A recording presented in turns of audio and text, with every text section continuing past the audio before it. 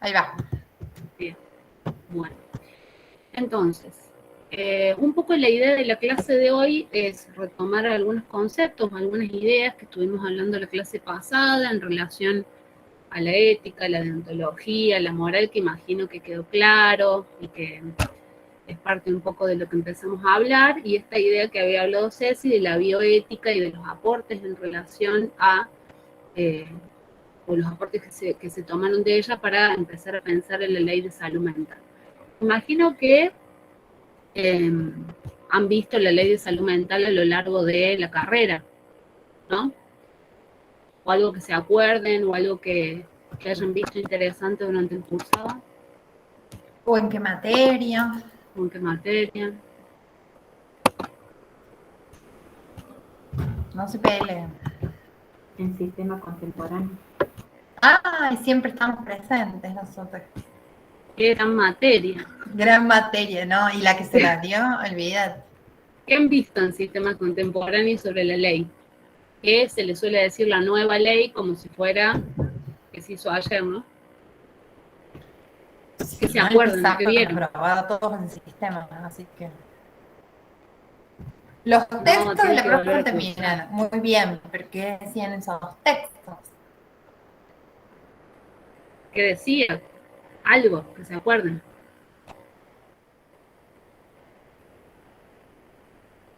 Bueno, Vimos creo la que ley en después el de ciclo de esta... nivelación. Bien. Bueno. Lo interesante de esta ley, o lo que vamos a ver un poco hoy, es de alguna manera qué antecedentes tiene la normativa. Digamos, no es que esta ley surge de un capricho o que viene elaborada de la nada, sino que tiene una serie de antecedentes y de cuestiones que le dan fundamento a la creación de la ley. Un poco el modelo psiquiátrico tradicional, que viene a ser como lo que sucedía antes, o no sé si antes, pero lo que precede a la reglamentación y a la implementación de esta ley. La perspectiva de derecho, que es un poco la fundamentación o la base o el eje que de alguna manera articula las propuestas de la ley.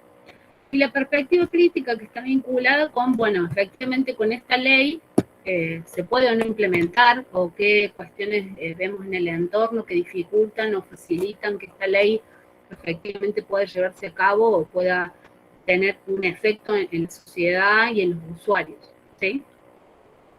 Teniendo en cuenta un poquito esta guía en relación a los temas, vamos a empezar con los antecedentes, ¿sí?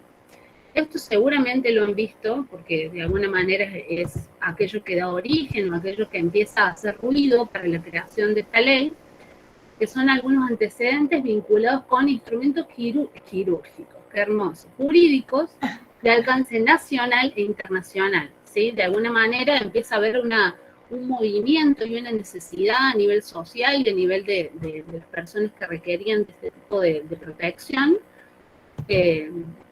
Y de alguna manera sus fundamentos se toman de los instrumentos jurídicos con alcance nacional e internacional y de recomendaciones de distintos organismos como la OMS y la OPS, ¿sí? Uno de los fundamentos como más importantes es en 1990 la Declaración de Caracas, que interpela o de alguna manera cuestiona a lo que venía sucediendo en relación al modelo manicomial, y empieza a, de alguna manera, establecer derechos en relación a las personas con padecimientos mentales, ¿sí? Y pensando en políticas y estrategias más orientadas a los derechos y no tanto vinculadas con lo asistencial, ¿sí? O lo vinculado con lo manicomial específicamente. Luego, otro antecedente en relación a esto está vinculado con lo que toma la ley para empezar a cambiar al menos denominaciones y derechos en relación al derecho de la protección de niños, niñas y adolescentes, la Convención Internacional de las Personas con Discapacidad y la Ley de Derechos del Paciente y su posterior reglamentación, ¿sí? De alguna manera, estos son como los antecedentes o las piedras fundamentales para la construcción de lo que después va a ser la ley, ¿sí?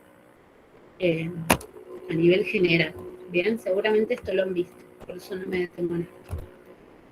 Teniendo en cuenta un poco estos antecedentes, ¿qué venía o qué viene de alguna manera a cuestionar o a brindar alternativas a esta ley, un poco a lo relacionado con el modelo psiquiátrico tradicional.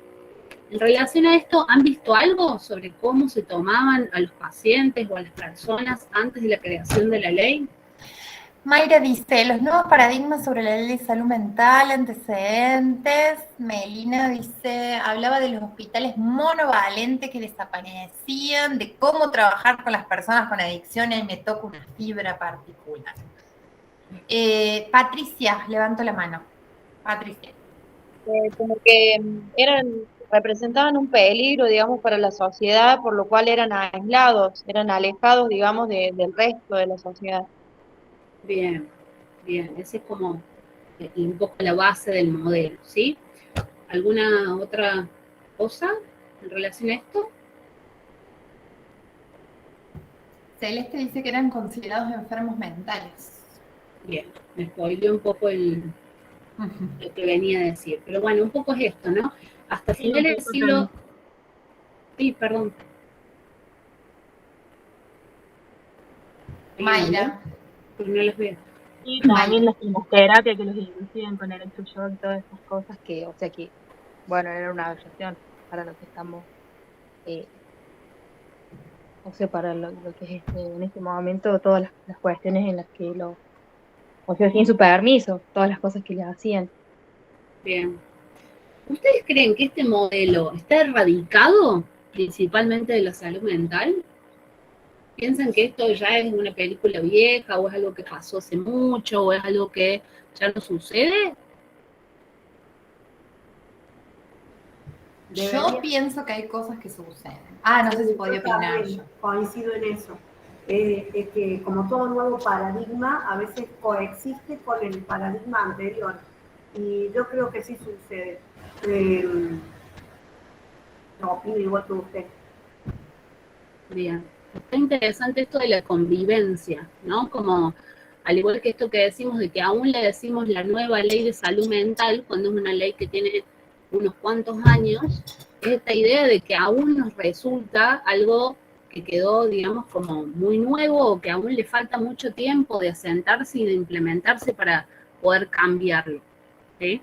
Entonces digo, por ahí esto que suena como aquel modelo psiquiátrico tradicional, como si fuera algo que sucedió en otra vida, y efectivamente hay muchas prácticas que se ven en la actualidad, ¿sí? Entonces, bueno, un poco en relación a lo que viene a cambiar o a cuestionar o a de alguna manera brindar alternativas, tiene que ver con este modelo que dice que hasta fines del siglo XIX los considerados enfermos mentales eran recluidos en asilos donde recibían tratamientos denominados morales con el fin de restituir la razón. ¿Sí? Había una enfermedad o una situación que había que cambiar, restituir, modificar, ¿sí? Y que era culpa, por supuesto, de ese enfermo, ¿no? Estas prácticas, de alguna manera que iban a curarlo o que iban a mejorarlo, eran la inducción artificial de convulsiones, de electroshock, impacto de insulina, lobotomía, y bueno, todo este tipo de prácticas bastante invasivas y poco, no sé, humanas, ¿no? Después parten de la existencia de asilos, hospitales, psiquiátricos, neuropsiquiátricos que mantienen a las personas en un aislamiento obligatorio y que son grandes centros de atención donde existen personas solo con ese tipo de afecciones, ¿sí? Después le dice que la psiquiatría desarrolla una concepción manicomial que imperó en los sistemas asilarios. Si hay algo interesante de pensar de este paradigma, y si pensamos de alguna manera dónde están ubicados los centros manicomiales, siempre eran fuera de las ciudades o alejados de los centros, ¿sí?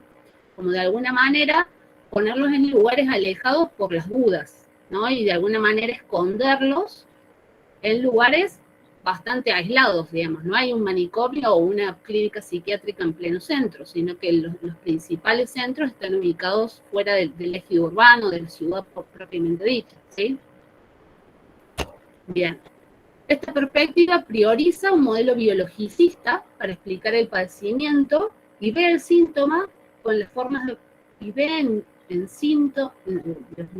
en sintonía con las formas de afrontar los trastornos mentales, ¿sí? Obviamente que pensando en esta idea biologicista, el psicofármaco va a ser como una herramienta fundamental para el tratamiento de estas patologías o de estas situaciones de salud mental. Con la aparición de la psicofarmacología, la psiquiatría tradicional incluyó diversos abordajes y permitió una humanización de la atención de estas personas, consolidando lo que llamamos modelos psiquiátricos, ¿no? Obviamente, en estos estados de alta medicalización y de poca socialización o de poco vínculo con lo que sucede fuera de estos espacios, se da una pérdida de capacidad de decisión de las personas que tienen estos padecimientos y por ende dejan la familia y allegados la responsabilidad de las formas de proceder. Que por ahí un poco está el punto en relación a la, entre comillas, nueva ley, ¿no? Esta idea de que posiblemente las familias o personas allegadas tomaban decisiones sobre las personas sin ningún tipo de consulta o de pensar por fuera del padecimiento, ¿sí? En cuanto a la socialización, en cuanto a las capacidades, en cuanto a un montón de herramientas que posible esa persona podría adquirir en otros espacios, pero que se tomó una decisión sin contemplarlo, ¿sí? De esta manera se refuerzan las argumentaciones a favor de dejar en manos de la medicina lo más importante en relación a las decisiones sobre esa persona, ¿sí?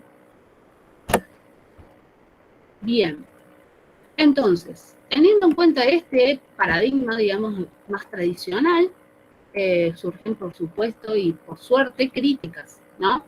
De alguna manera, las principales críticas están vinculadas con las prácticas tradicionales, autoritarias y paternalistas, y pensar al sujeto enfermo con padecimiento como un actor que carece de derechos, o que otro puede decidir sobre sí, sobre esa persona, sobre su voluntad, ¿no? Después, en relación a la ley, que vamos a hablar luego, recoge distintas experiencias donde ya se había comenzado, por ejemplo, con el cambio de denominación de los sujetos, ¿sí?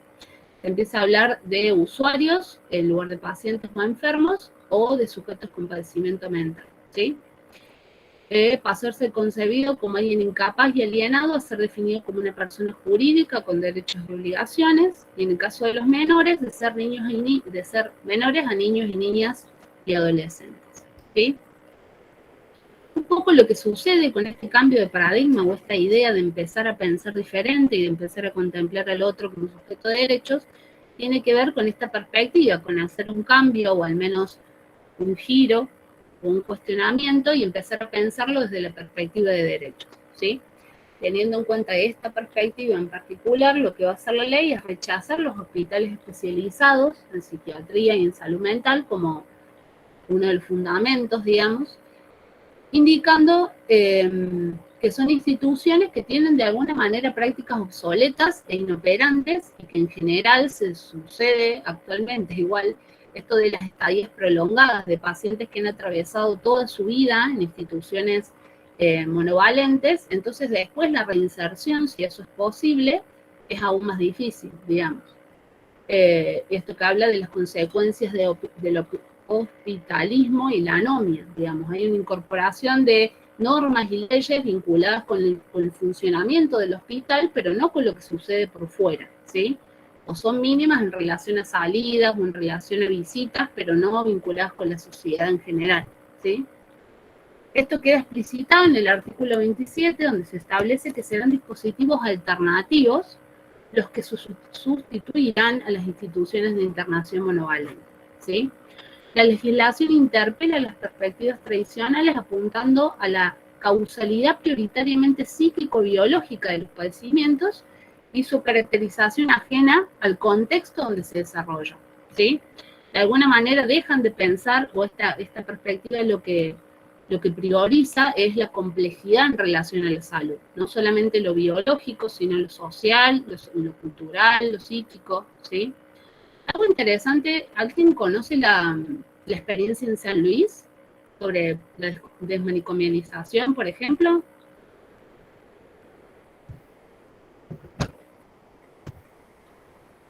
¿Ninguna materia hablaron de eso? Sí, Se mencionó. pero no lo tengo muy fresco, sí, hablamos. Yo tengo un colega, es un conocido que es médico en San Luis y ellos tienen un sistema diferente al nuestro. La figura de la T es distinta, es tomada de otras formas, con otras características, es como que son más valorados Y bueno, las instituciones, los usuarios van a las instituciones comunes, no, es como que ya están desapareciendo digamos, las instituciones monovalentes. Y bueno, ellos tienen casas de camino, de medio camino, tienen comunidades terapéuticas también. Es como que es nuevo lo que están iniciando, pero creo que estamos un poco más adelantados que nosotros en Córdoba. Ahí me recuerda a la compañera que sí, que es las casas de camino esta que no tienen una permanencia constante, sino que funcionan de día, casa de día también, que tienen un tiempo que van, que comparten actividades, que tienen talleres y que se desarrollan con otras posibilidades distintas y socializan de una manera distinta. Sí, Así es. Lo que tiene de interesante la experiencia de San Luis, nosotros en psicología, no sé si alguno, digamos, está cursando y demás, teníamos una materia electiva que se llama hospitales públicos, ¿sí? Es una materia electiva que da el doctor Pellegrini, que es uno de los precursores de este modelo en San Luis, aún actualmente trabaja en esto. Y esto de que es nuevo, por ahí no es tan nuevo, ¿sí? Él viene trabajando desde los 70 en esta implementación, en mucho, digamos, no a este nivel de complejidad, pero sí a nivel de crear dispositivos que hoy, digamos, de alguna manera resultan en esta visión distinta que de la salud, ¿sí? Lo que tiene interesante pensar es que este modelo que hay en San Luis y que no funciona casi en ninguna otra parte de Argentina, en algunas experiencias en el sur sí, pero más de allá de eso no es, que hay una voluntad política y económica para que esto pase, ¿sí? Hay inversión, hay programas, hay un montón de apoyo político para que eso funcione, ¿sí? Las casas de medio camino son casas del Estado, todo lo que tiene que ver con dispositivos comunitarios y de talleres de reinserción laboral las pone el Estado, digamos. En ese punto creo que hace que la ley pueda implementarse de manera muy dispareja o muy heterogénea a lo largo de la Argentina, ¿sí? Porque, digamos, tengo amigas o compañeros, colegas que han podido ir a la experiencia y efectivamente es como otro lugar, ¿no? Es como sacado de un cuento en muchos aspectos, ¿sí? Con todos los defectos que puede tener algo construido de esta manera, pero que tiene un montón de voluntad, tanto de los profesionales, porque también lo interesante fue que de alguna manera capacitaron a todos los profesionales que venían hace años trabajando en hospitales monovalentes, con esta mirada tradicional sobre los distintos usuarios y las patologías, y de golpe tenían que incorporarse a esta nueva mirada, ¿no? Entonces, es muy interesante esta experiencia, pero de alguna manera funciona en un espacio en particular, ¿sí? O sea, para poder implementarla de esa manera en todo el país, habría que invertir mucho dinero y voluntad, ¿no? Pero digo, por ahí es una experiencia interesante para explorar en ese punto, y además tienen prácticas para que vayan estudiantes y demás, así que les dan lugar para quedarse, así que si les interesa pueden averiguar porque es una experiencia muy interesante. Bueno, volviendo a lo que estábamos hablando, entonces esta perspectiva de derechos va a decir que la trayectoria de las personas con padecimientos, de que se convierte en usuario del sistema, requiere de un enfoque interdisciplinario, ¿sí? Y de alguna manera acá entramos como AT, ¿no? Como rol, aunque no está nombrado directamente.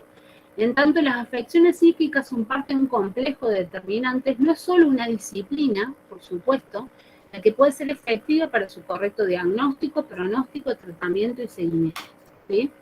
Entonces, al tener de alguna manera una mirada compleja sobre la salud, por supuesto que ninguna disciplina por sí misma va a poder dar respuesta o alternativas a todo esto, ¿sí?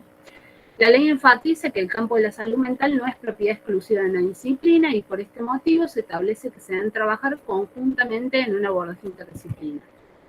Considera complementarios e iguales en el plano de las distintas profesiones, ¿sí? Que esto es un punto muy importante, ¿no? Como de alguna manera todos, aunque los médicos en general tienen bastantes problemas con eso, estamos en igualdad de condiciones en relación a eso, ¿sí? Lo que la ley plantea es que la mirada y las propuestas de alguna manera tienen el mismo valor dentro de los equipos terapéuticos, ¿sí? por ahí el modelo médico es bastante hegemónico, por ende a veces les cuesta un poco, pero hay que insistir.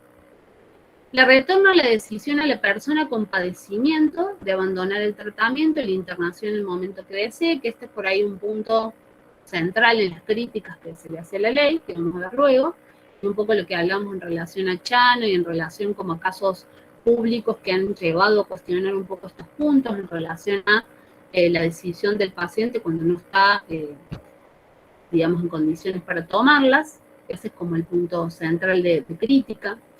Va a decir que la ley nacional se inscribe en la postura de entender que el sujeto que padece es sujeto pleno de derechos y por ese motivo, salvo situaciones especiales, es su decisión la que tiene que tener el peso o ser la más importante en relación a su tratamiento. Va a proteger el derecho del usuario apelando a una adecuada defensa técnica y sometiendo a sus abogados a los criterios del equipo técnico tratante. Rechaza el modelo tutelar, que de alguna manera es un poco lo que hablamos recién en relación a que otros tomaban decisiones o se ponían a cargo de ese paciente. En este caso, aparentemente se rechaza y se reemplaza por un reconocimiento de la voluntad de ese usuario y quita de las competencias, de esto que hablábamos de que pasa de ser una competencia del Ministerio Público de Defensa a ser algo relacionado con el Ministerio de Salud de la Nación, ¿sí? Que eso también es central en esta ley.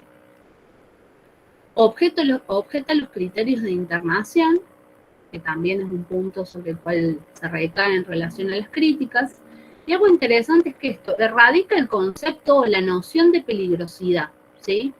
Como causa de una internación para adjudicar el concepto, digamos, cambiarlo por el concepto de riesgo cierto e inminente, ¿sí? Y esto de alguna manera es interesante, que de alguna manera la peligrosidad antes se veía como algo innato o algo que, digamos, de alguna manera, si yo catalogaba que tal persona era peligrosa, eso ya era incuestionable. En este momento evaluamos de manera más compleja y completa si ese riesgo efectivamente es así, ¿sí? Va a haber una mirada comunitaria, que es un poco la parte más interesante de la ley, direccionada hacia la atención primaria en salud mental. Prioriza que el sistema se articule con los recursos de los colectivos y las comunidades. Esta idea de que las personas de alguna manera, de acuerdo a los recursos y a la vida y a las distintas situaciones, puedan volver a la comunidad. Cada usuario y cada situación será particular, pero la idea básica es que intenten volver a la comunidad, aunque sean en pequeños pasos, ¿no? Esto que pasa en San Luis, de vivir solos, de vivir en grupos, de hacerse cargo de un montón de cosas, digamos, esta idea de empezar a retornar a la comunidad. Se recupera la atención primaria y la revinculación de las personas usuarias en sus comunidades como estrategias centrales para un paradigma de derecho, ¿sí? Ahora, ¿qué es lo que sucede un poco con las perspectivas críticas sobre esta ley? ¿Sí? Dijimos, venimos de un modelo biologicista, manicomial, de alguna manera que respondía con farmacología a casi todo y al encierro. Después venimos con una ley que de alguna manera propone casi lo contrario, ¿no? Y lo que sucede es, bueno, efectivamente, esta ley, así como la leemos, que parece perdón, sacada de un cuento, efectivamente se puede aplicar. Efectivamente tenemos las condiciones dadas para que esta ley o esta letra que de alguna manera es correcta y que le devuelve a los usuarios un montón de derechos, ¿se puede aplicar en la actualidad o no? ¿Qué piensan? Y no, porque no están los recursos disponibles, sobre todo los recursos económicos para capacitar a los profesionales y para adecuar, porque lo que falló en la ley es que no se pudo implementar lo que indica que sacar los hospitales manicomiales. Ay, se me trabó. Bueno, los hospitales tienen para los encierros. Entonces, indudablemente que al no estar capacitado, al no haber recursos, indudablemente que la ley no se puede aplicar en el espíritu que tiene la ley, porque la ley en sí misma es muy buena, pero si no se facilitan los recursos económicos y los recursos humanos como para que los profesionales se vayan capacitando y cambiando la perspectiva que tenían antes, indudablemente que no se puede aplicar con el espíritu completo de la ley. Ahí Nidia levantó la mano, pero quiero sumar una cosa a lo que dijo Isolina, y yo quiero agregar a eso, sumar la figura de la T, capacitar y sumar. Eso es lo que yo iba a decir. Dale, no, Estamos en camino con esta carrera que estamos cursando, es un elemento importante para poder hacer realidad esta ley. El trabajo de los AT, que sería una de las, entre comillas, uno de los recursos, no entre comillas, sino uno de los recursos más importantes para poder lograrlo. Aparte de la infraestructura, nosotros somos el recurso humano que vamos a trabajar para que esta ley sea realidad. Totalmente. A mí me tocó formar parte de diversos equipos de salud en los últimos años, y esos equipos de salud en ningún lado ni siquiera estaba esbozada, ya después de la promulgación de la ley, no les hablo de 2 o 3 años atrás, en ningún lado está contemplado la figura de la T. Entonces, creo que esto que están diciendo ustedes es como súper importante también para ver qué rol activo van a tener ustedes como futuros profesionales universitarios, porque sabemos que es una profesión que viene formando gente a nivel terciario, a nivel de extensión, pero ahora estamos hablando de profesionales universitarios que van a tener que luchar por ser protagonistas y por ser tenidos en cuenta en los equipos de salud para poder hacer una implementación y para poder trabajar de la manera de que plantea la ley de salud mental. Bien. Entonces, vamos a ver qué críticas o qué críticas o cuestiones, digamos, cuestionables, valga la redundancia, que tiene la ley. Por un lado, es esta cuestión de las actuales condiciones del sistema de salud. Digamos, pensemos que hasta, no sé si fue durante Macri, pero pasamos de ser ministerio a ser secretaría de salud, ¿no? Como hablando a nivel general, más allá de la cuestión política, digamos, un ministerio de salud con la cantidad de cuestiones y funciones y situaciones que debe llevar a cabo, de alguna manera llevado a Secretaría de Salud. Estamos hablando de alguna manera, el eje más importante, de ahí implementar semejantes cosas, ¿no? Entonces, digamos, de alguna manera, las actuales condiciones del sistema de salud, que hace rato que tiene esta situación de financiamiento o de poner los recursos en otros lados, digamos. Perdón, Vicky, Isolina levantó la mano. Sí. Quería preguntar si nos quedamos, por ejemplo, en estos cambios que a veces en las políticas públicas nos quedamos en los nombres que ponen, secretaría o ministerio. En ninguno de ambos casos, ni funcionando una ni funcionando la otra, los recursos llegan a las personas que lo necesitan. Entonces digo que es muy bueno en la universidad poderse mirar. Si uno se queda en que, bueno, pasó del ministerio, pasó a la secretaría, pero en ninguno de ambos casos se vio, por lo menos en lo que uno conoce, lo poco, porque uno no está en la materia en sí, en salud, pero no se ven cambios radicales, ni un cambio así de nombre, digamos, porque se lo ve como de nombre, porque los recursos no llegan. Claro.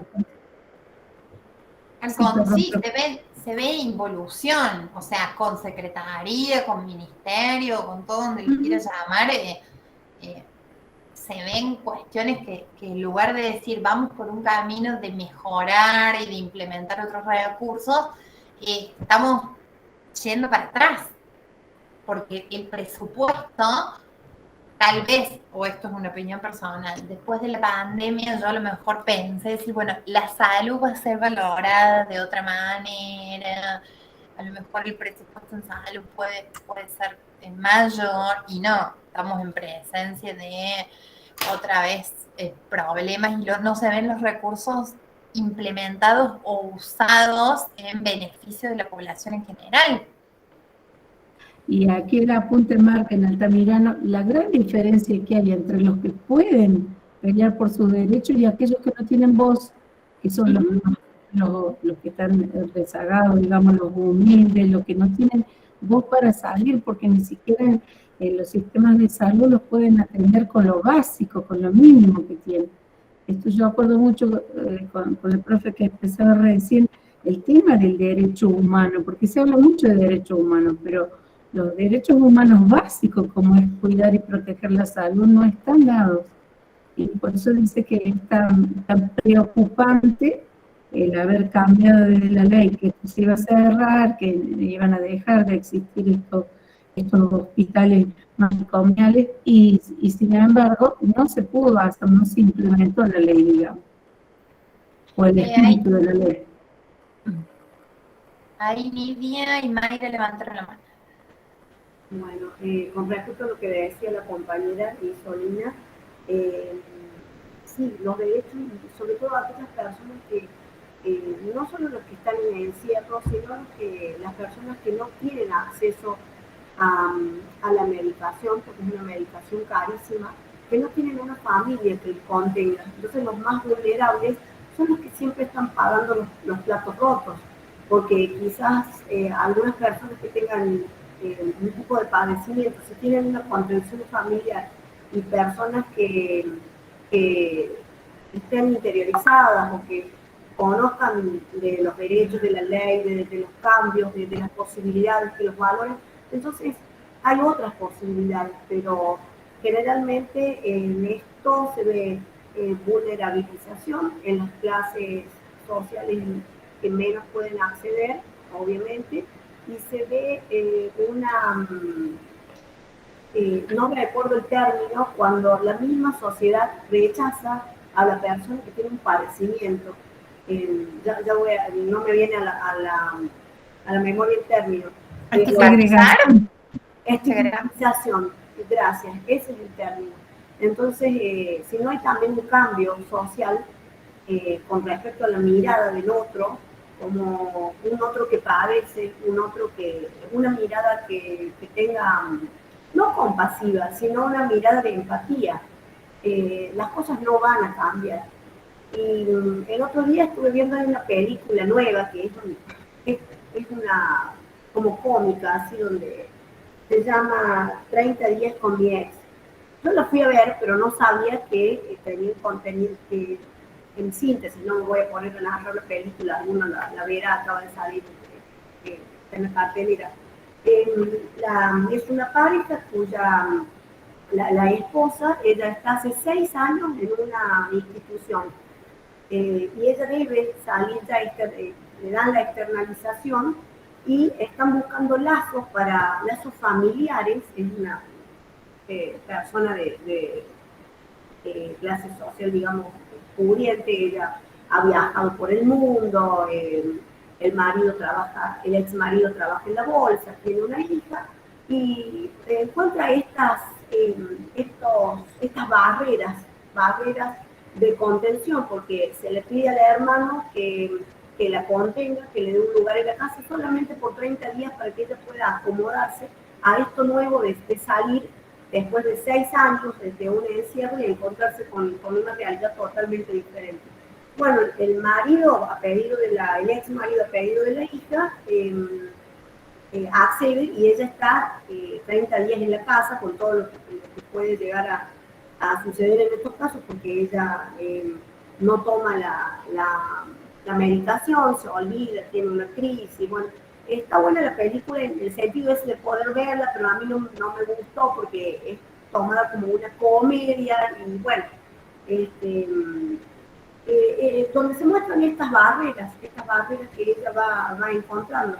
La primera barrera es al principio la familia, otra barrera son los vecinos del edificio, y así se van sumando barreras. Ellas necesitan una contención para poder seguir funcionando en el medio social. Y de hecho, al final, bueno, no lo voy a contar, pero todo esto se logra si hay una red de contención. No solamente médicos, psiquiatras, sino una concientización a nivel social. Eso también falta. Falta mucho por lograr. Me parece que desde el lugar en que nos toca a cada uno, ya sea desde la educación, en el lugar donde uno esté, tiene que abrir los caminos para que todas estas personas con distintos padecimientos, que consumieron drogas, que por X causas de la vida tienen que padecer esta situación, tengan una vida, digamos, lo más normal posible. Y eso se va a lograr si nosotros podemos hacer réplica de esto. Nada más que eso. Me salió así.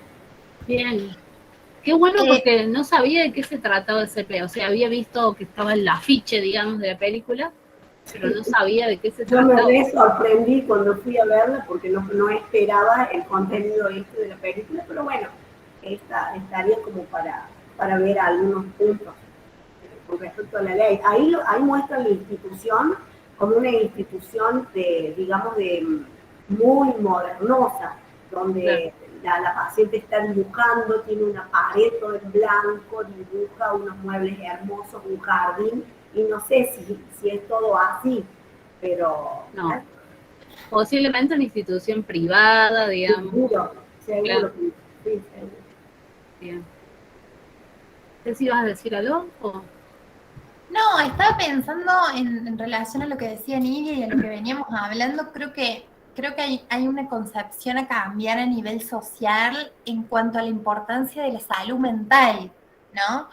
No nos vayamos solamente a la estigmatización que sucede con las personas que necesitan alguna internación o que tienen alguna patología grave. Por ejemplo, el otro día me junté a comer con unos amigos y se reían porque estaba yo, que era psicóloga, como diciendo, no es necesario pagar un psicólogo, ¿para qué? Todas las ideas que uno se hace en la cabeza las puede manejar. Y fallando en esto de considerar a la salud o a los seres humanos como seres biopsicosociales, ¿no? Y desmereciendo lo que puede llegar a suceder a nivel mental, ¿no? Y que las funciones o las figuras de nosotros como profesionales de la salud mental no seríamos necesarios, todo lo contrario. Como decir, ¿para qué les vamos a pagar si son algo que podríamos manejar tranquilamente nosotros, ¿no? ¿Cómo hay una concepción estigmatizante y segregadora, voy a usar una palabra que hicieron antes, en cuanto a lo que es la salud mental?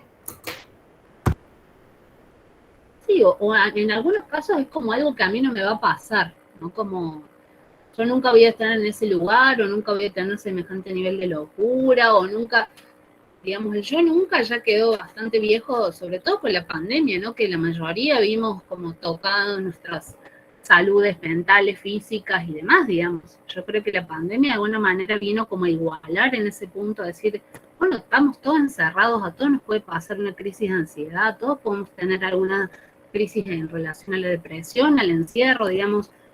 Entonces, digamos, esta idea de que a mí nunca me va a pasar o nunca voy a estar ahí o lo puedo solucionar solo, también hace un poco a estas ideas en relación a las instituciones. Y un poco en relación, sí. Claro, y pasa con muchas cosas. Por ejemplo, yo nunca voy a mirar al otro que es mayor. Yo nunca voy a llegar a viejo, eso a mí no me va a pasar, mi vejez va a ser diferente. No sabemos. No sabemos cómo vamos a llegar, no sabemos qué nos puede suceder, porque hay personas que quedaron con algún padecimiento porque a lo mejor tuvieron un accidente, un golpe en la cabeza, un montón de cosas. Entonces, y lo mismo sucede con las personas mayores que son segregadas, ya no sirven, entonces, bueno, llega, igual que cuando las personas se jubilan, bueno, ya no sirve más, ya se jubiló, ya no tiene nada más para ofrecer. Nos pasa en muchas cosas, en muchas cuestiones. Y el AT también, aparte de acompañar a personas con padecimientos psíquicos, va a acompañar a personas a lo mejor mayores en un geriátrico, adolescentes con algún tipo de patología entonces hay que ver eso también, la empatía hacia el otro y ¿por qué no a mí? Preguntando, ¿por qué a mí no me puede? ¿Por qué yo me pongo en la postura? No, a mí no me va a pasar. A mi hijo no, mi hija no, no sabemos. Entonces hay que trabajar eso fuertemente. Y bueno, estamos acá para eso, para debatir también.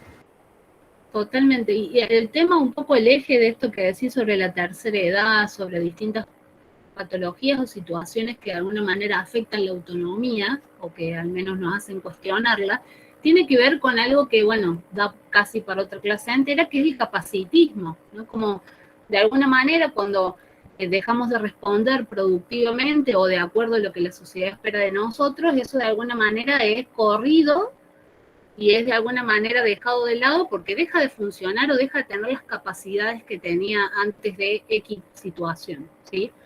Que de alguna manera eso es el eje de un poco de lo que sucede en la actualidad. Pasa con la discapacidad, pasa con la tercera edad, pasa con las adicciones, digamos. En el momento en que tus capacidades cotidianas de autonomía, de trabajar, producir, etcétera, de alguna manera se ven modificadas, efectivamente lo que se empieza a pensar de esa persona, barra comunidad, barra personas, es que dejan de funcionar o ser útiles, ¿no? Entonces, el capacitismo viene un poco a eso, a cuestionarlo, ¿bien? Pero bueno, sigo con esto así, no nos vamos tan por las nubes, porque a mí me encantan las nubes, pero bueno. Entonces, decíamos que una de las principales críticas tenía que ver con, de alguna manera, registrar o tener presente las actuales condiciones del sistema de salud, y algo a tener en cuenta esto que dice que la ley de salud mental indica que en 2020 ya no deberían existir instituciones cerradas de aislamiento, ¿sí? Porque pensemos que hace cuántos años que está implementando, que empezó a funcionar esta ley. En la ley dice que luego de 10 años los hospitales monovalentes deberían dejar de existir, y estamos acá y aún existen y funcionan casi igual, con algunos talleres como para hacer cuenta que integramos a las personas, ¿verdad? Bueno, la ley define la salud mental como un proceso determinado por componentes históricos, socioeconómicos, culturales, biológicos y psicológicos, todos al mismo nivel, ¿sí? De alguna manera, esto hace que ninguno de estas condiciones o situaciones tengan más relevancia que otras, ¿sí? O que no se contemplen de la misma manera por igual. Utiliza el término sufrimiento o padecimiento mental para definir el objeto de una legislación, ¿sí? De alguna manera deja por fuera la subjetividad y habla como en general del padecimiento del sufrimiento. Adopta una posición antipsiquiátrica, haciendo responsable a la psiquiatría de la situación de los manicomios, sin tener en cuenta factores económicos y políticos. Esto es interesante en el sentido que hablábamos de los medicamentos, de la medicalización de las patologías. Posiblemente es mucho más económico pedir una cantidad enorme de medicamentos a capacitar, formar y contratar profesionales que con más tiempo y en otro contexto podrían trabajar sobre algunos síntomas o situaciones de esos pacientes, ¿no? Las situaciones de vulnerabilidad psicosocial que requerirán de apoyos diversos por parte del Estado son un limitante frente a la igualdad del ejercicio de derechos. Un poco esta cuestión de la vulnerabilidad psicosocial tiene que ver con esto, digamos, al haber una población vulnerable, posiblemente habrá que establecer y generar más recursos para apoyarlos en, no sé, la resocialización, en la vida en comunidad y demás. Entonces, aparentemente, el Estado no está en condiciones de implementarlo a ese nivel. La posición crítica indica que los dispositivos alternativos como el acompañamiento terapéutico no se encuentran en estado de desarrollo para ser una opción. ¿Qué piensan de eso? ¿Estamos en condiciones de ser una opción, de ser una alternativa a algunos tratamientos o algunas estrategias? ¿O todavía no?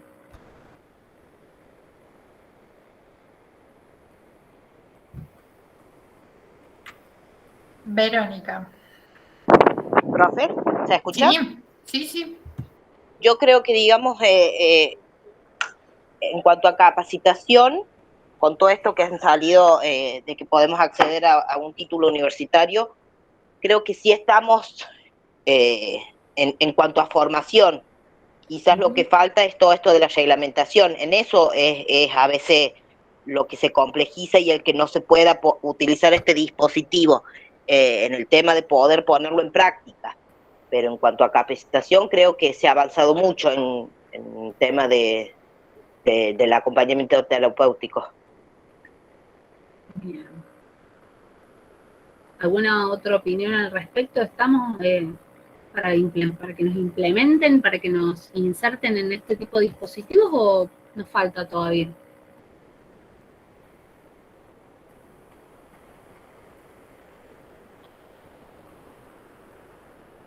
Bueno, parece que estamos bien. ¿Ven todo ok? Yo le veo grandes faltas todavía.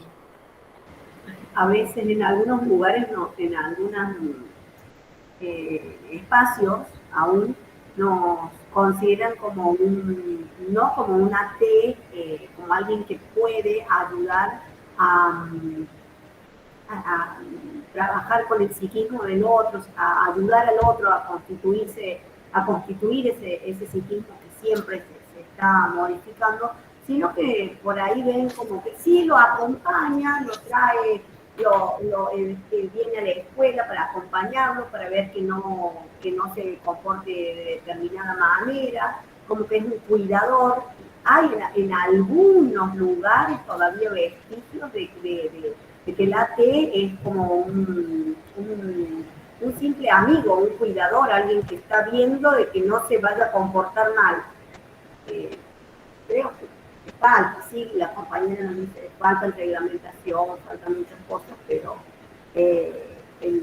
la mirada de la T no es, aunque tengas un título universitario, todavía no está valorado como debería ser.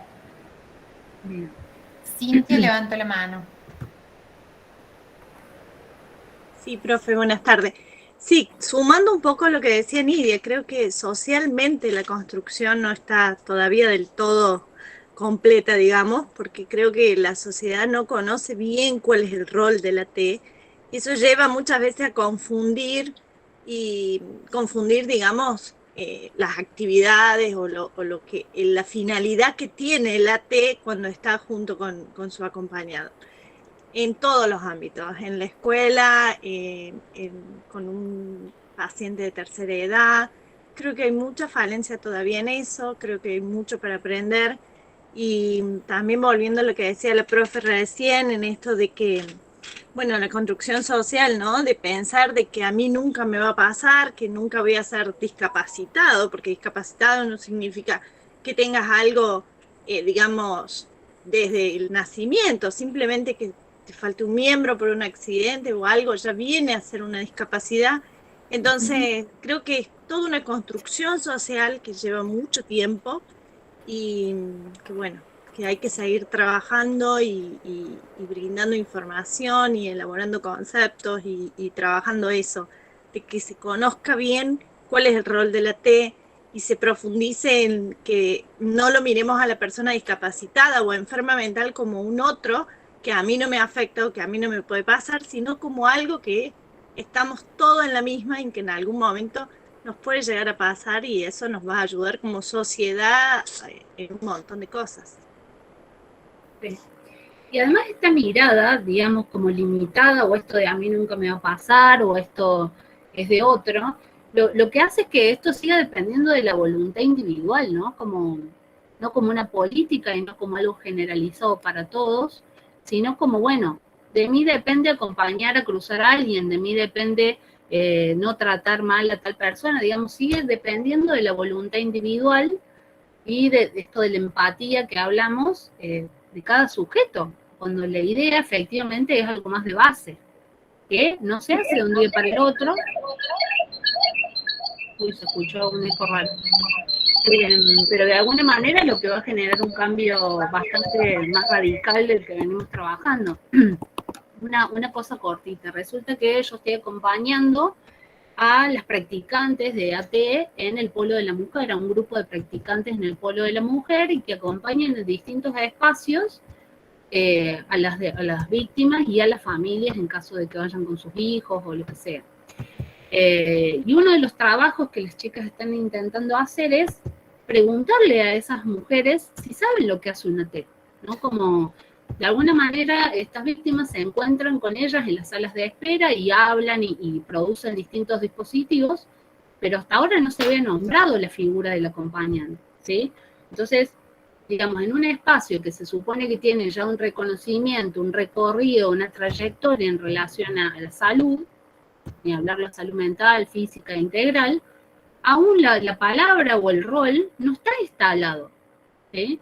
Entonces, pensemos que es una institución pública, es una institución que viene trabajando hace tiempo en relación a esto, pero aún el AT en este caso no está puesto dentro de las palabras de los profesionales o de las mismas personas que acuden, ¿sí?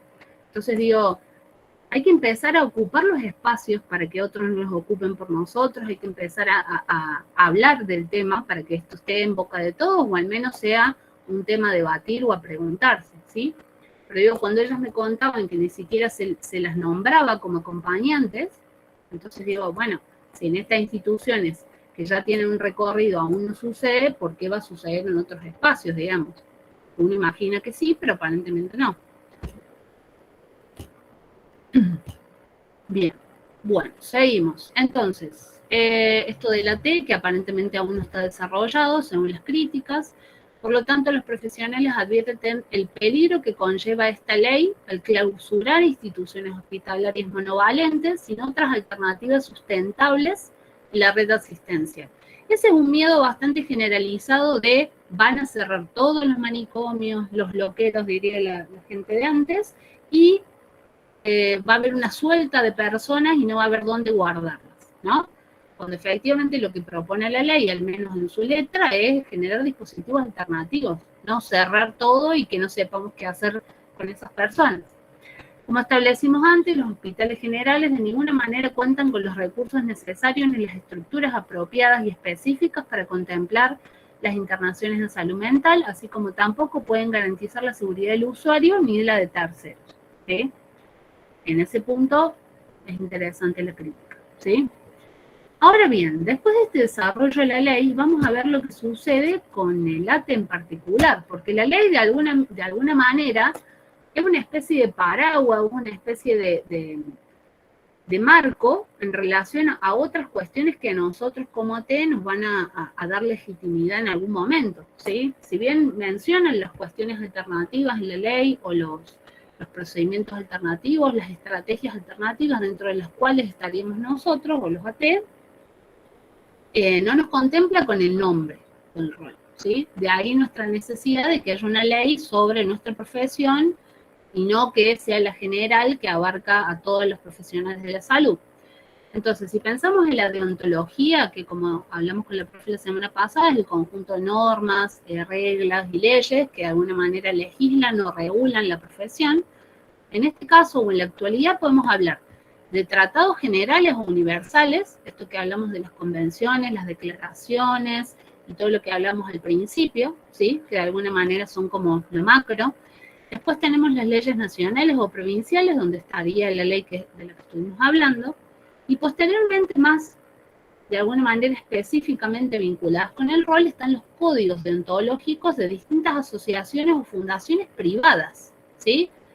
Entonces, digamos, si lo pensamos a nivel macro, la ley de alguna manera nos estaría contemplando, pero lo que nos interesaría es que efectivamente tengamos este reconocimiento, ¿sí? Ahora bien, estos códigos deontológicos efectivamente legislan, si se le podría usar la palabra, o regulan nuestra profesión o nuestro accionar, o no, ¿sí? Entonces lo que vamos a hablar es que los códigos de ética, que de alguna manera es lo que tenemos hoy en relación al código de ética de ATRA, expresan y sintetizan el acuerdo sobre principios y derechos de los pacientes y profesionales, ¿sí? Un consenso que fue producto de discusiones e intercambios entre colegas. Principalmente el código de ATRA, que es el que tenemos como más presente, se dio de un montón de situaciones de compartir comunitariamente experiencias y vivencias en relación al AT para poder regularlo, ¿bien? Pero sigue siendo de índole privado, entre comillas, ¿sí? Porque el Estado no regula este código, ¿bien? Entonces, lo que sucede es que en ellos está plasmada la deontología. En este código, de alguna manera, hay vestigios sobre la deontología de la profesión, en este caso de la AT. Los códigos establecen una serie de pautas que regulan nuestra práctica funcionando como una referencia anticipada a situaciones posibles y por venir. Es decir, si el paciente se escapa, corre por la calle, ¿qué hago? ¿O cuál es mi alcance en relación a eso? Si el paciente tiene una convulsión comprando pan en la esquina mientras lo acompaño, ¿sí? Todas esas situaciones de alguna manera, que suelen suceder en la práctica, depende de qué tipo de pacientes acompañemos, de alguna manera anticipándonos a esas posibles situaciones, ¿sí? Y por otro lado, lo que hacen es resumir el conocimiento alcanzado en el campo profesional hasta cierto momento histórico, ¿sí? Lo que sucede con el Código de ATRA es que, si no me equivoco, es de 2010, ¿no? Entonces, si pensamos que esto habla del conocimiento alcanzado, estamos hablando de que ya tiene unos cuantos años en relación a las prácticas actuales, ¿no? Que se han agrandado bastante, o se han ampliado, mejor dicho. Ahora bien, ¿puede la ética? Que esta es una de las preguntas que habíamos puesto para el primer parcial o para el primer trabajo evaluativo. ¿Puede la ética enmarcarse exclusivamente en la deontología? ¿Podemos nosotros tomar decisiones basadas en un código ético, en un código deontológico? ¿Sí? Lo que va a decir el autor, que en este caso es Reos, dice que hay dos formas de entender la ética. Por un lado, en relación a estas regulaciones que de alguna manera establecen qué es correcto, qué es incorrecto en relación al quehacer profesional, y por el otro, todas las conceptualizaciones de ética que sostienen que el obrar del acompañante se debe apuntar o debe estar apuntado a la subjetividad de cada paciente, ¿sí? Y no en relación a lo que dicen los códigos. Entonces, de alguna manera, tenemos dos cuestionamientos o dos cosas interesantes en relación a esto. Nos atenemos a lo que dicen los códigos deontológicos o las situaciones vinculadas con la ley, o nos atenemos a la subjetividad, ¿sí? Entonces, lo que va a plantear es, de alguna manera, dos polos a la hora de pensar en la ética del acompañamiento terapéutico. Va a hablar de un polo vinculado con la obediencia, que está relacionado con esta primera mirada de la ética, con aquellos acompañantes o profesionales que se rigen por lo que dicen los códigos o por lo que dice la ley, y por el otro lado, aquellos vinculados con solamente los que contemplan la singularidad del caso, ¿sí?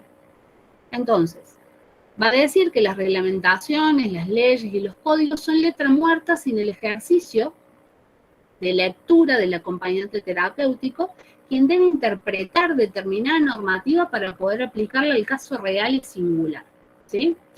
Y para este caso, les traje aquel artículo, por ejemplo, 5 del Código de ATRA, que dice: en caso de tratar a menores de edad, el acompañante deberá obtener el consentimiento de sus padres, tutores o representantes, y solo actuará sin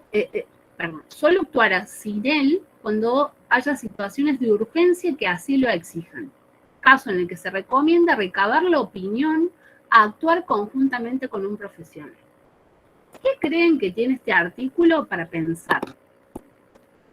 Que supuestamente rige o al menos acompaña nuestra práctica. ¿Qué les hace ruido de esto?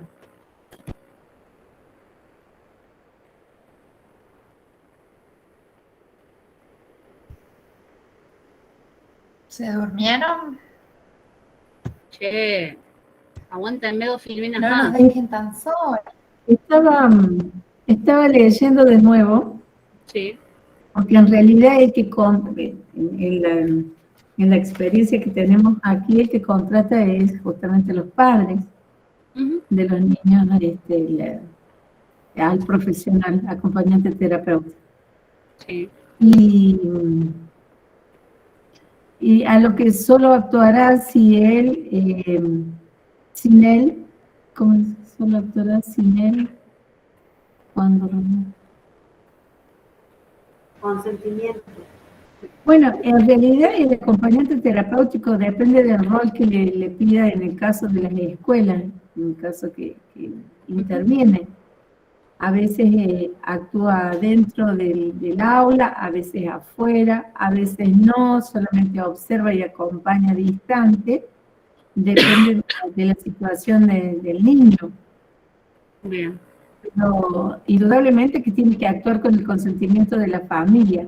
Y a veces trabajan con profesionales, si bien no es tan así, pero por lo menos tienen un psicólogo o un psicopedagogo que acompaña. Bien. A lo que yo voy con este artículo, que tiene un montón de artículos del código, digamos, traje porque me interesó en este punto, esto que habla el autor de que si no hay una interpretación y un ejercicio de lectura sobre estos códigos o sobre estos artículos, suenan hermosos, ¿no? Pero cuando yo digo razones de urgencia, es bastante subjetivo y además depende del espacio donde la ATE opere o trabaje, ¿sí? No va a ser lo mismo una urgencia en una escuela, que es una institución donde más o menos hay otras cantidades de profesionales que pueden responder por ese niño o niña, que es lo que sucede en un acompañamiento domiciliario, que lo que sucede en un acompañamiento laboral, que lo que sucede en miles de espacios donde ejerce la ATE. ¿Sí? Entonces, si yo en un artículo estoy poniendo, solo usted puede actuar cuando hay razón de urgencia o recabar una opinión para hablar con otro profesional. Si yo estoy en una urgencia, ¿puedo hacer toda esta evaluación que me plantea el artículo? No. ¿Sí? Entonces, a lo que voy con esto es decir, los códigos sí los necesitamos la regulación, pero efectivamente necesitamos encontrar un punto donde esos artículos nos sean útiles para la práctica. ¿Sí? Entonces, bueno, habría que modificar algunos artículos. Por eso lo que decía es que los códigos hablan un poco del estado de avance de la profesión o del rol. Y si pensamos que esto es de 2010, habría que revisarlo, ¿no? Digamos, porque supuestamente este código de alguna manera nos guía en nuestro trabajo. Y digamos, si yo leo solamente este artículo, al menos me hago esas preguntas, digamos. Yo, ante una situación de urgencia, ¿puedo pensar en esto? ¿O puedo llamar a un profesional, ver si tengo el consentimiento, etcétera, etcétera? Lo dejo para pensarlo, no digo que esté mal ni que esté bien. Digo que los códigos deben ser revisados y cuestionados permanentemente con la práctica. ¿Sí? Bien. Entonces lo que propone de alguna manera el autor es decir, bueno, tenemos la obediencia por un lado, o aquellos profesionales que se guían por esta situación, y aquellos que están vinculados solo con la singularidad. Va a decir, bueno, no, intentemos unir un poco estos polos, porque efectivamente lo que necesitamos es crear una ética profesional integral, de alguna manera, una ética que responda a nuestras prácticas. Entonces va a decir, Salomón sostiene que la ética profesional va a estar efectivamente, por un lado, formada por una dimensión deontológica y por el otro lado por una dimensión clínica, ¿sí? Entonces, si nosotros pensamos a la ética de esa manera y tenemos una posibilidad más concreta de generar algo que efectivamente se ajuste a las prácticas, pensando en la deontología y en la dimensión clínica. Conocer las normas es un punto clave para la formación continua de todo acompañante terapéutico y no debe ser dejado de lado, ¿sí? Ahora bien, esto no implica que el profesional no esté advertido de la inconsistencia existente dentro del universo formativo y que dicha inconsistencia es producto del encuentro de los códigos y las normas con lo singular y subjetivo de cada caso concreto, ¿sí? Conozcamos las normas, pero necesitamos adaptarlas y de alguna manera aprenderlas y flexibilizarlas en las prácticas concretas, ¿sí? Es por tanto en la intersección de la dimensión ética donde se encuentra la posición profesional. Esto que hablábamos un poco de la reflexión sobre las propias prácticas, ayudan un poco a que esto sea un poco más realista y a generar una posición sobre esos códigos y sobre los casos en particular, ¿sí? Posición que no es quieta e inmutable, sino que se pone en juego con cada paciente y en cada decisión del acompañante terapéutico, ¿sí? Digamos, revisando, por ejemplo, mis propias prácticas, no puedo decir que las primeras decisiones que tomé con mis primeros casos a las actuales son las mismas, ¿sí? De alguna manera hubo una construcción del rol y de las prácticas a lo largo del tiempo y hubo decisiones más o menos responsables de acuerdo a cuándo sucedió eso, ¿sí? Entonces, de alguna manera es algo que se debe revisar constantemente para que efectivamente tenga un impacto en la práctica profesional, ¿sí? ¿Hasta acá alguna duda? ¿Habían leído el texto? Me parece muy interesante este texto, si alguien lo llegó a leer. Sí. Muy bien, qué aplicados están. Sí. Qué bien. Bien. Los veo enganchados y eso es importante. Bueno. Entonces, teniendo en cuenta toda esta cantidad de palabras que dije hoy, y este extenso PowerPoint, yo traje un caso, que es un caso que ya hemos trabajado el año pasado en el taller, pero que me parecía importante que lo veamos a la luz de toda esta cantidad de cosas que he hablado, que es un caso que plantea el texto, ¿sí? Yo lo voy a leer y lo que me interesaría saber es principalmente qué les parece, cómo actuarían, ¿no? qué piensan, cómo actuarían en relación a todo lo que venimos hablando. ¿Bien? Dice, AT se busca o se solicita un AT para un adolescente de 16 años, que llamaremos J, y aparentemente este AT trabaja con un terapeuta y un psiquiatra. El motivo principal, J atraviesa un estado de depresión severa y manifiesta mucha dificultad para realizar actividades diarias, como ir al colegio, asistir a terapia, entre otras cuestiones. Hace unos años, el paciente había intentado suicidarse debido a una fuerte y violenta discusión con su padre por su comportamiento en la escuela. El joven sostiene que su padre es extremadamente rígido y nunca se preocupó por comprenderlo. El objetivo principal por el cual se llama o se convoca un AT es que el paciente esté acompañado en los momentos previos y posteriores a realizar una actividad de su rutina en la semana. El joven en ocasiones se quejaba de la presencia de los acompañantes, ya que decía sentirse invadido cuando quería estar solo. Comenzó a tener una buena relación con uno de los AT varones, al que llamaremos C, ya que ambos sabían mucho de fútbol, así que el paciente comenzó a aceptar más a los acompañantes en general y en especial a C. ¿Qué pasó? C comenta al equipo que el acompañante le comentó que fumaba marihuana de manera regular y que tenía miedo de que su padre se enterara, ya que la discusión que esto generaría no la iba a poder soportar. No se lo había contado a nadie por miedo de que llegue a oídos de su padre, pero que tenía ganas de contarlo y que en C veía una persona en la que podía confiar. Dicho acompañante se había quedado muy impactado por esta confesión y manifestaba no saber cómo tratar el tema. Háblenme de urgencia o de emergencia en este caso. ¿Qué piensan? ¿Qué harían?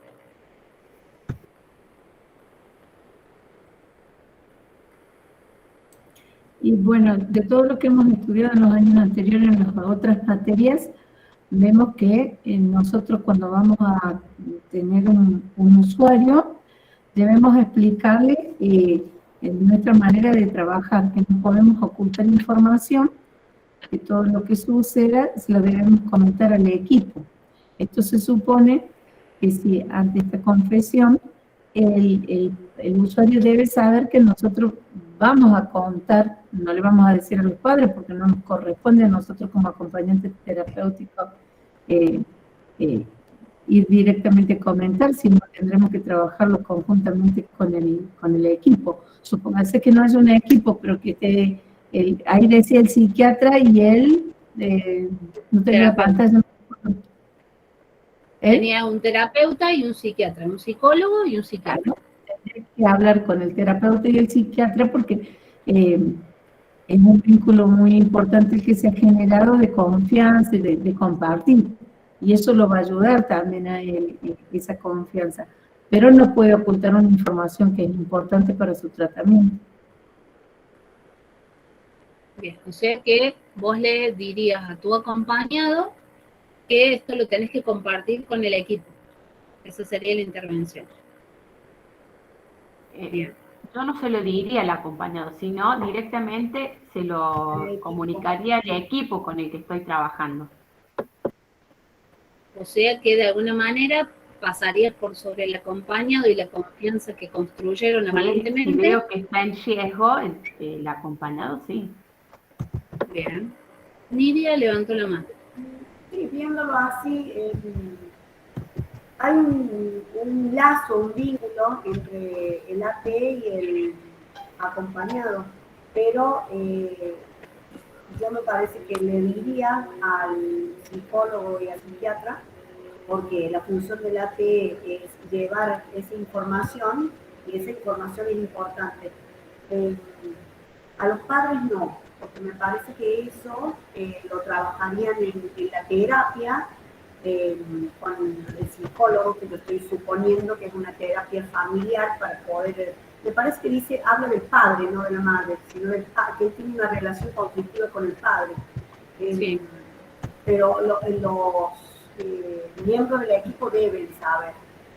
Lo que no sé si haría es decirle a él que voy a comunicarle, pero si hay un vínculo lo suficientemente fuerte, tengo que, y el usuario, el paciente tiene derecho a conocer cómo se está llevando el tratamiento, tendría que saber también, me parece. Y viendo lo de la ley, que el paciente tiene derecho a elegir con qué, bueno, pero es adolescente, en este caso no sé si es menor o es mayor de edad, porque si es menor de edad... tiene 16, así que ya tiene la posibilidad, según lo que cuenta el caso, tiene 16 años, así que sí, la ley... es menor, y decide, pero el AT tiene, el paciente tiene obligación de saber también qué es lo que está pasando, no sé, me parece, ahí está el dilema, en si le decimos al paciente o no en si le decimos al equipo, porque al equipo sí o sí, la regla, la norma nos marca que sí le tenemos que decir, porque nuestra función es hacer un puente entre el equipo y el equipo y la familia, entonces ahí yo no dudaría en decirle al equipo. Lo que no sé, me hace ruido, es de compartírselo al acompañado, aunque si lo tratamos como un sujeto de derecho, debe saberlo. Bien.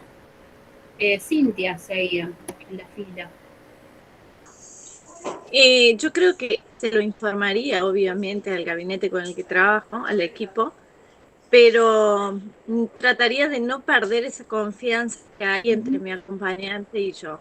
Entonces, creo que no tiene por qué saber el acompañante que yo se lo voy a informar al equipo. Simplemente seguir construyendo esa confianza y ayudándolo desde el lugar que me corresponde. Mira, yo soy tu acompañada y acá dice que construí confianza con vos, que después de conocerte a vos, el resto de los AT los acepté mejor o tuve como más adherencia al tratamiento. Y de golpe viene la psicóloga y me dice, ¿así que estás fumando marihuana de manera regular? ¿Cómo te enteraste? Le pregunto yo. Y me contó la T. ¿Cómo voy a, digamos, desde el momento en que yo tomo la decisión de contar a un profesional sin comentarle al acompañado, ya la confianza dejó de existir en ese punto? ¿No? Porque si yo solo te conté a vos, efectivamente la única que lo puede haber contado sos vos. Sí, es verdad. ¿Sí? Digamos, acá no hay respuesta correcta, justamente lo que tiene la ética es como la reflexión, digamos. Lo que yo sí me parece interesante pensar es, posiblemente trabajaría con mi acompañado estrategias para hablar con alguien sobre esto, ¿no? Porque según lo que dice el caso, no es que, no sé, se dio una dosis terrible de marihuana y quedó seco en algún lado, sino que la utiliza regularmente, aparentemente sin consecuencias, al menos a nivel social o a nivel general, ¿sí? No estamos hablando de una sobredosis o de algo que efectivamente lo inhabilita o lo imposibilita hacer otras tantas cosas, ¿sí?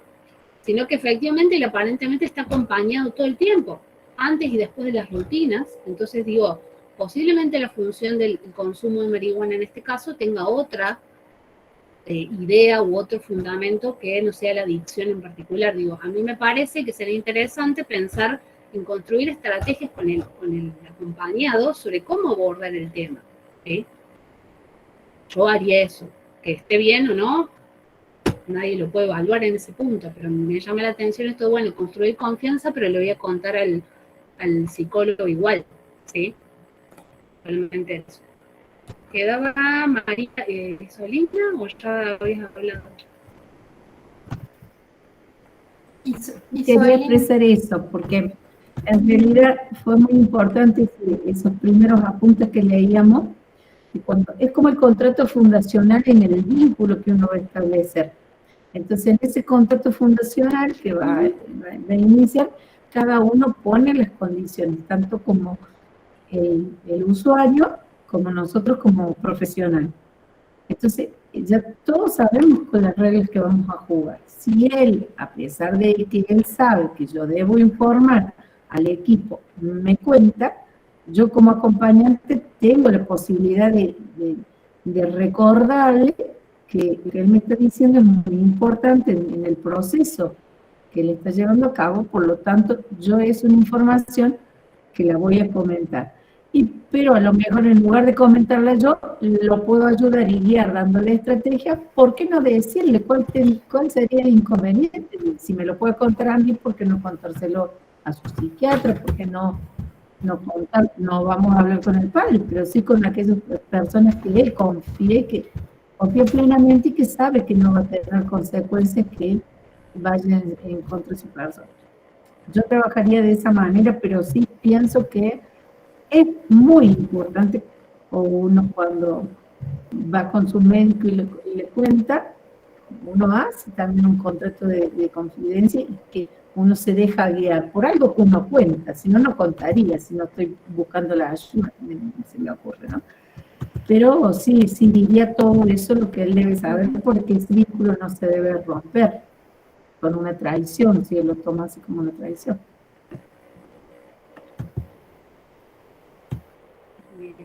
Melina, quedabas en la Sí, yo quería, o sea, yo ¿Qué harías, pensando en esta Melina? situación que plantea, yo tenía mucho tacto en ese sentido con el paciente, es decir, decirle, se puede decir al psicólogo que lo está tratando, se puede sugerir, pero siempre teniendo en cuenta que también haya tacto cuando se le vaya a preguntar o se le vaya a exponer.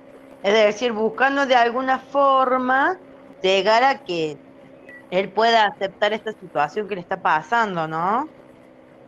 Sin romper el vínculo, sin romper el vínculo, porque por ahí sí resulta muy chocante que lo otro, ¿cómo le puedo explicar? O sea, que no deje de saberlo el psicólogo, el psiquiatra, pero buscar de otra manera. Bien. O sea, manteniendo el tacto, ¿no? O sea, digamos, bueno, él me cuenta esta situación que le está pasando, como dijeron, sí, si lo cuentes porque necesita que alguien lo sepa, y decirle a la otra persona, pero bueno, mantener el tacto, o sea, preguntarle, buscarle de alguna forma, no sea muy directo ni chocante. Ya sé que es una situación que se quiere salvaguardar porque quizás ese sea su mayor problema, pero bueno, o sea, buscarlo de otra manera, ¿no? Bien. Bueno, qué sé yo, haciéndole, te hacemos unos análisis, qué sé yo, una cosa, porque yo trabajo en la parte de salud, bueno, y por ahí se me ocurren esas cuestiones. Así que, ¿Sí? Y algo y importante, siempre si sobre todo tienen, en o sea, este tipo hay de que tener casos, demasiado cuando hay una... tacto también. Ujú. ¿Cómo? Me parece. No sé Eva. si se me cortó a mí. Sí, no se escuchó lo que dijiste. Digo, algo importante cuando uno toma este tipo de decisiones, en casos donde hay una especie de secreto o de situación a contar, ¿sí? Es pensar que el vínculo efectivamente se va a modificar, ¿sí? Dependerá de nosotros y qué estrategias usemos para que ese sea más o menos el cambio, digamos, para que haya un cambio más significativo o menos significativo, ¿sí? Pero el vínculo, lo sabrán bien en relación a lo que han visto, es algo que se va construyendo y que posiblemente vaya cambiando y mutando, y que posiblemente tenga un montón de pruebas a lo largo del acompañamiento, ¿sí? Y en este caso, posiblemente sea como una especie de prueba a ver hasta dónde confío en vos, ¿no? Poner a prueba ese vínculo o a esa persona en particular, digamos.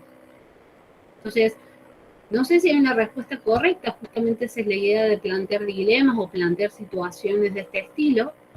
Lo que sí yo apuntaría a pensar es en crear estrategias que ayuden o que la persona pueda hablarlo con otro profesional o a que pueda de alguna manera generar otros canales de comunicación más allá del mío en particular. Más si vemos que eso afecta su rutina o su estado de ánimo o sus vínculos, ¿sí? ¿Alguna estrategia, idea, pensamiento más sobre esto?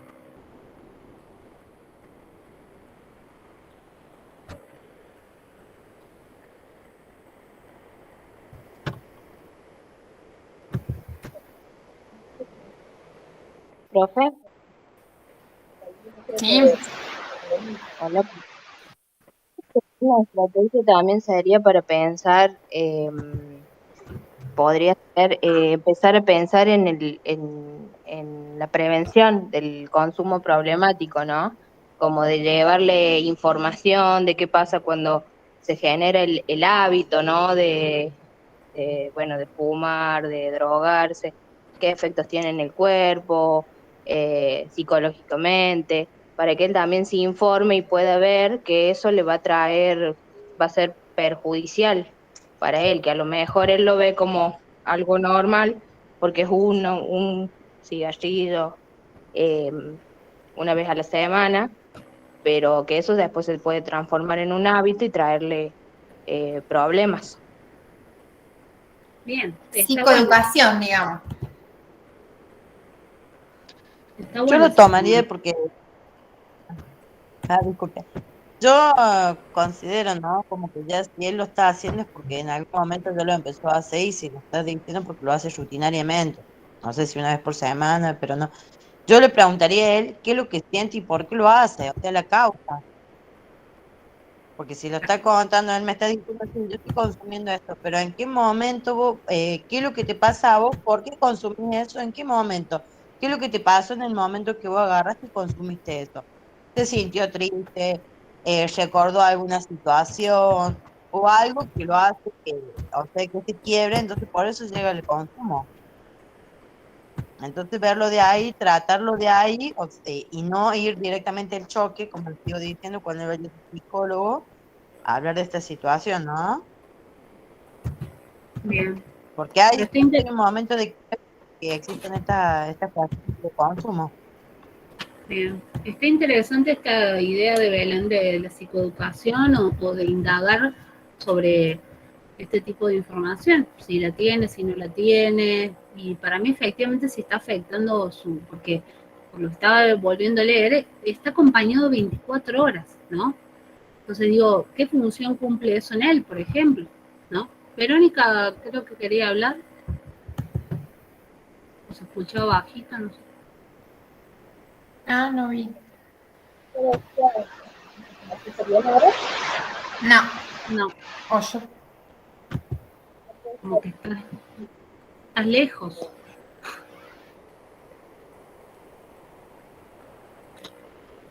Bueno, ¿alguna idea más o algo? Voy a parar esto.